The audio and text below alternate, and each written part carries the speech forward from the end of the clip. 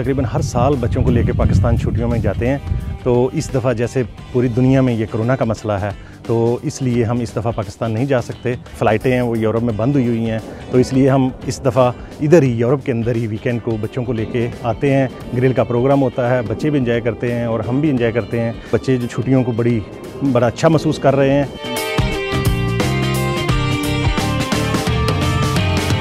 बहुत अच्छा लग रहा है, जैसा कि आप देख रहे हैं पीछे ग्रिल चल रहा है और लोग जाते हैं पाकिस्तान छुट्टियां मनाने के लिए, लेकिन मैं प्रीफर करूंगा कि लोग आएँ इस मौसम में, यहाँ पे एंजॉय करें, सबसे मिलें।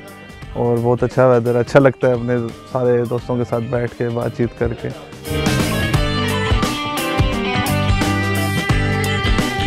फ्लाइट्स की वजह से पाकिस्तान जाना ज़रा मुश्किल हो गया, तो मैंने सोचा चलो यूके से इधर जर्मनी में दोस्तों के पास उर्लब कर रहे हैं, छुट्टियाँ मना रहे हैं। सारे लोग देखे यहाँ पे एंजॉय कर रहे हैं, मौसम बहुत अच्छा है, तो मैंने भी सोचा दोस्तों के पास जर्मनी चला जाता हूँ।